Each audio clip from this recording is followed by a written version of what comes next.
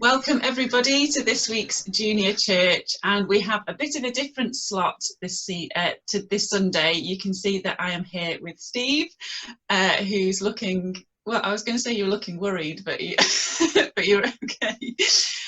So we are going to play a game called Ask the Vicar. So you may have seen either via your grown-ups emails or on Facebook that we've been inviting you to ask Steve any questions that you want. But before we get into Ask the Vicar, we'll start with a little warm-up, a quick fire round called Which Would You Rather, okay? So Steve, you just got to say which one you would prefer. It might be things that you haven't done before, but if you were given that opportunity, which would you do? Okay. Okay. Right, nice easy one to start. Okay, chocolate or crisps? Chocolate.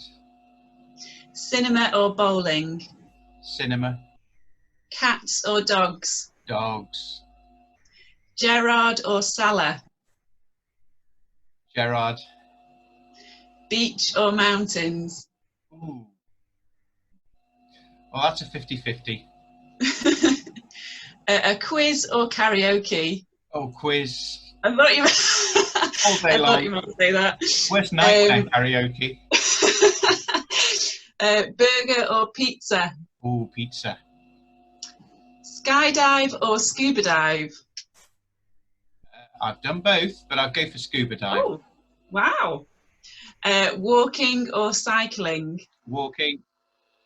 Maths lesson or English lesson? English lesson. Biscuits or cake? Cake. This is a tricky one. Winning the Premier League or winning the Champions League? Well, I support a team who can do both, so it's hard to choose, but I'll go for Premier League at this point. It's within your sights. Yeah. Okay, well done. That's Thank the first one. Nice little warm-up. Bye. Okay. No, don't go. So now we're on to Ask the Vicar. Okay, so we thought we'd give the children the opportunity to ask you the burning questions that they want to know about you. Okay. Oh, good. Right, so Amelia, who is 5, she has sent this question. What is your favourite TV show to watch? Well, there's quite a few, but I'm going to go for Australian MasterChef, because I think that's the best MasterChef going, and I really enjoy that. And it usually runs through the autumn, and kind of keeps me going then. Very good. Do you cook as well then? I do, yeah. Yeah. You get some hints and tips off Australian MasterChef?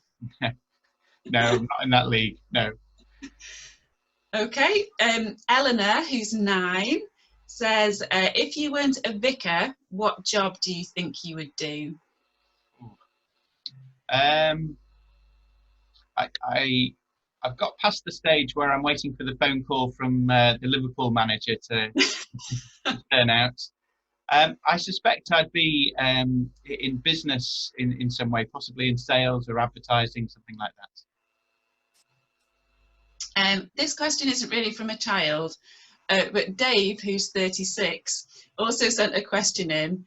In your opinion, who do you think would win in a fight, a bear or a shark? Well, I'm surprised that Dave would ask a question like that, because context is everything. If they were fighting in the water, the shark would win. If they're fighting on land, the bear would win. Excellent answer. Lily, who's 9, asks, do you have any brothers or sisters? I have 2 younger brothers, Andrew and Stuart. And did you get on when you were growing up? We got on quite well, yeah. Although when we were playing games, it was always those 2 against me, whatever games we were playing. So that was the way that kind of it felt. Yeah. Joe, who's 11, has asked you a football question. So he said, who do you think are going to win the league? And is it Liverpool's year? Joe, I think I can guess how you're going to answer this one. I've got to say, Joe, that's the best question that I've been asked today. Quality question. I think Liverpool are well placed, and if we can just get the league restarted, we can get things sorted out. So yeah, hopefully it's Liverpool this year. Well, we'll find out, I think, won't we, in a few weeks' time, what they're going to do. Yeah. Beth, who's 8, would you rather hug a slug or kiss a frog? Oh. I'm a bit worried, Beth, about your household. What constitutes a good night out there? I think probably hug the slug. Yeah. Yeah. No great desire to do that. No. You see, I told you these are deeply theological questions. They're at my level. Yeah. Yeah, and mine as well. James, who's 11, says, what is your favourite film and why? Oh, well, I do like watching films. I think there's lots of films that I do like, but I would probably say The Shawshank Redemption. I like that because it's, in many ways, it has some big themes in life. So it shows how unfair life can be at times, but also how resilient we can be as human beings. And it's a message in the end of redemption and of hope and of triumph over adversity. So I think there are some really, good principles, good themes in that film. Yeah, definitely one to watch when everyone's a little bit older. Yeah. Jonathan, who's 10, asks, who is your favourite Star Wars character? Oh. Are you a Star Wars fan? I am a Star Wars fan, yeah. I think it would probably have to be Han Solo. Going back to, well, when I was a kid, when the first film came out, and yeah, I think he was kind of the bit of the hero in that film. That stuck with me. Very good. Thomas, who's 6, has asked, if you weren't a human, what animal would you be and why? It's a great question, Thomas. Yeah, I think I might say a dog, actually. Just certainly a dog in this country gets a lot of attention, a lot of loving, and just seems very content. Probably better to be a dog here than in Korea, but yeah. Did you have a dog when you were growing up? Yeah, we had a couple of dogs through my kind of childhood and teenage years. Yeah. Now, I don't know whether this is a trick question, Mia, but Mia, who's 9, has asked, how many toes does a 3-toed sloth have? Well, it has 12. Good. Because it has 2 hind legs and then it's 4 legs. So it has 12 in total. However, had it been a 2-toed sloth, it would have actually had, let's see, 6, 8, it would only had 10, because it would still have 3 on the hind legs, but then 2 on the 4 legs. You have great sloth knowledge. I never knew this about you. There's whole courses on it at Vicar school. You know. I wonder what you've been writing your dissertation on. Thank you.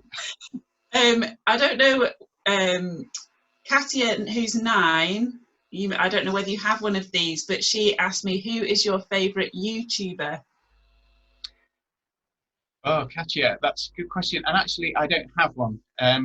So I'm actually quite careful about how much time I give to things like social media, just because I know that if I started to get into something, it would take a lot of my time and kind of take away from other things that I perhaps want to be getting on with, or I just think are more important for me. So yeah, I do try and be careful about what I'm doing. So I wouldn't say I have a favourite YouTuber. Yeah. I'm okay. also And old, I think, for that. And last question from Imogen, who is 8, and she says, do you think there is a McDonald's in heaven? I don't know for sure, but I suspect not.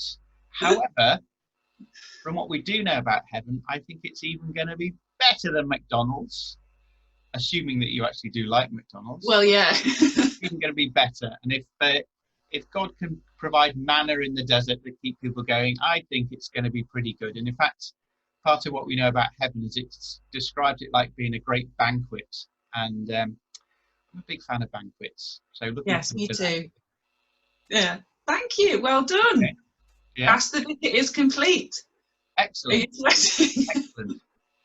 You made it through, and thank you to all of the children who sent in your wonderful questions. I think we've learned a bit more about Steve, and especially about his knowledge of sloths, which was a complete surprise to me. Now, Steve, before we go, I wanted to bring back a feature that we introduced in church just before lockdown, and I have a little prop. I just need to make sure it's the right. See if you can guess which feature it is. Excellent.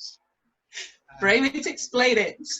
Right. So, for those people who are unfamiliar, this is taken from Parenting for Faith, and it's all about framing things or talking about things that we don't quite understand about God. So it's really important that if you don't understand something, that you can ask questions, because that's how we learn.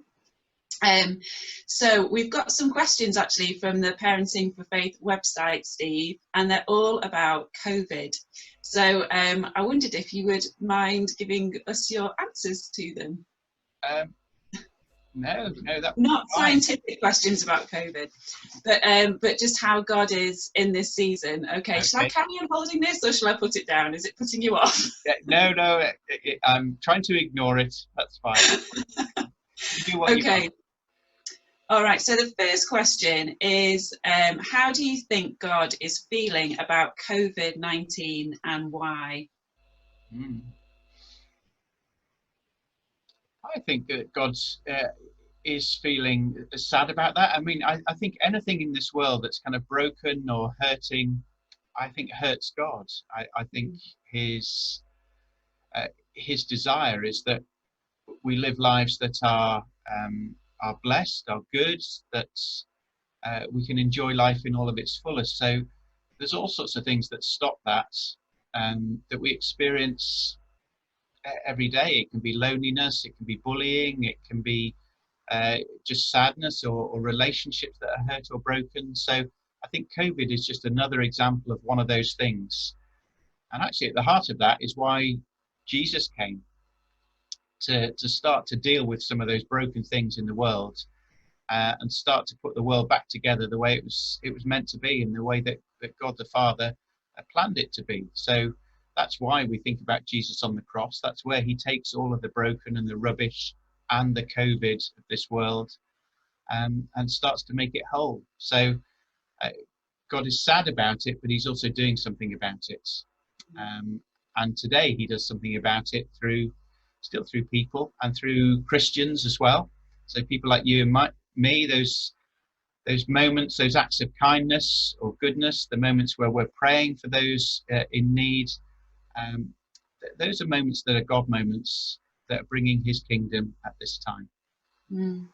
Yeah, thank you. And that's something we've been really encouraging the children to do in junior church, is to spread love and kindness to others during this time. So thank you. Great answer. All right, last one. I like this one. What do you think Jesus would do with his day if he was socially distancing like we are at the moment? I suppose he could always go for a walk on a lake. You probably wouldn't have too much company there. I think also, actually, in the Bible, it says that quite often Jesus wanted to self-isolate, as it were. So he was incredibly busy and incredibly popular. So he was always in the middle of crowds, and people wanted to see him. But time and again in the Gospels, it tells us he got up either really early so he could go out alone. He would often go up hillsides or mountainsides on his own, so he could think, he could pray. And I think that's what Jesus will be doing kind of in this kind of time of self-isolation. He would be making sure that he's connected to his Father, because if he's connected to his Father, that kind of gave him the strength for whatever he was facing.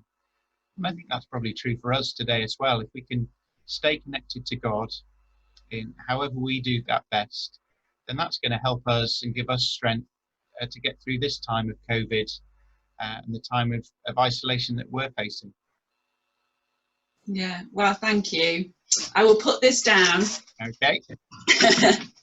Because we're done. Thank you so much. Thank you for answering all of those questions that the children sent through, and it's been great just to chat to you and get to know you a bit better. And yeah, I will let you go and hug a slug. Thanks. Well, you can go and kiss the frog. All right, thanks, Steve. So, thank you. Bye now. Bye.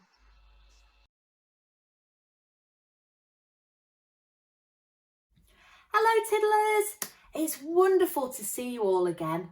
I hope you're okay.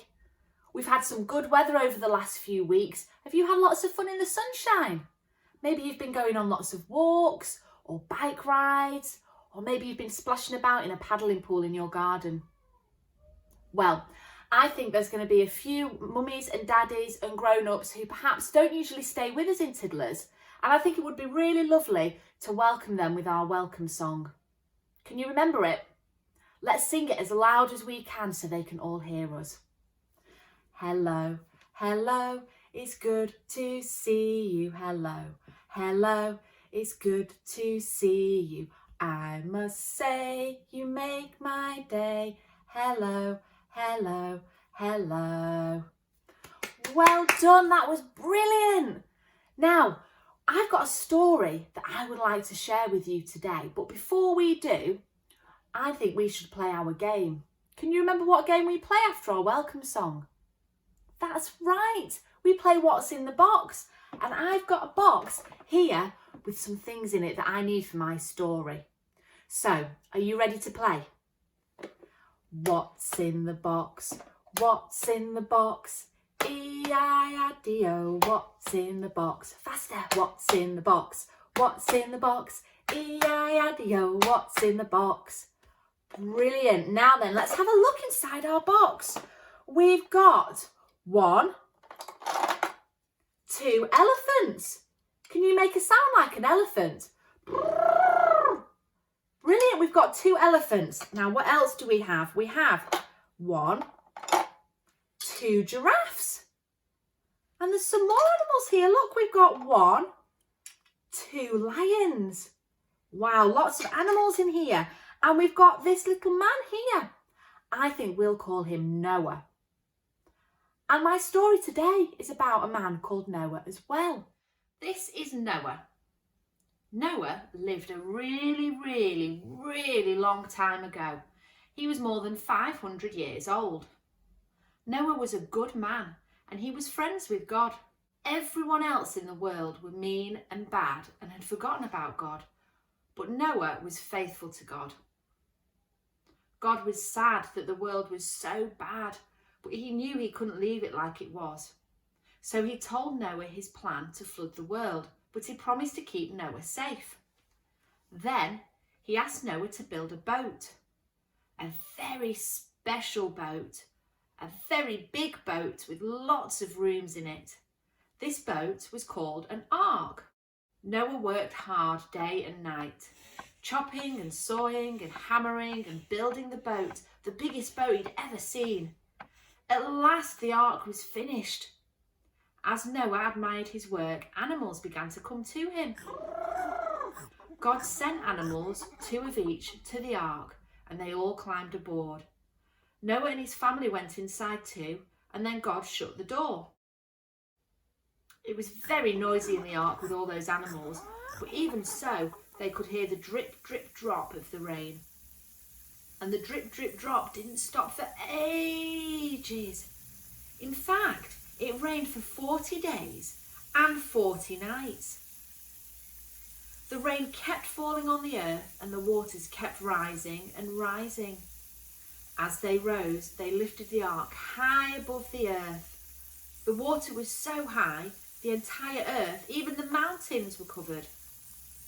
But Noah and his family and all the animals were safe inside the ark. Finally, the rain stopped. Noah opened a window and sent out a dove to look for dry land. It came back with a branch it had found on a tree, so Noah knew the flood was over. Eventually, the waters began to dry up. The ark came to rest on dry land, and Noah praised God, thanking him for keeping him safe. Then God put a beautiful rainbow in the sky. The rainbow was a sign to Noah of God's promise never to flood the world again. The end. What an amazing story. Can you imagine being Noah in that story? Being asked to do something really, really big, but not really knowing why you have to do it. Noah had to spend weeks and weeks and weeks inside a boat with his family and lots of smelly animals. And he wouldn't have known why he had to do that. Maybe you feel a bit like that at the moment. We're being asked to stay at home and not play with our friends as much as we'd like to, and that can make us feel sad, especially when we don't understand maybe why we need to do that. But just like Noah, God is with each one of us right now. Can you tell me what happened at the end of the story? That's right. God put a big rainbow in the sky, just like this one behind me now, bright and colourful for Noah to see. Do you know a song about a rainbow? I think we should sing the rainbow song together now. Are you ready? Red and yellow and pink and green, orange and purple and blue. I can sing a rainbow, sing a rainbow, sing a rainbow too. God put a rainbow in the sky as a promise to Noah that he would never flood the world again and that he was with Noah all the time. A rainbow is a sign of hope. It reminds us that God is with each one of us every day. Have you seen lots of rainbows when you've been out walking? Maybe you've seen some in people's windows or on their front doors. I went on a walk the other day and I saw 22 rainbows. How many have you seen recently? Maybe that's something you could do with your grown-up this afternoon. Go out for a walk and see how many rainbows you can spot. Can you beat 22? As you're looking for rainbows, maybe you could sing the rainbow song and you can remind yourself that God is with you, just like he was with Noah. And when things seem big and scary, you can remember that God is with us, keeping us all safe. I think it's time to go now. But before we do, I think it'd be great to sing our goodbye song. What do you think? Are you ready? Goodbye, goodbye, it's time to go now. Goodbye, goodbye, it's time to go now. I must say you made my day. Goodbye, goodbye, goodbye. Bye tiddlers, see you soon.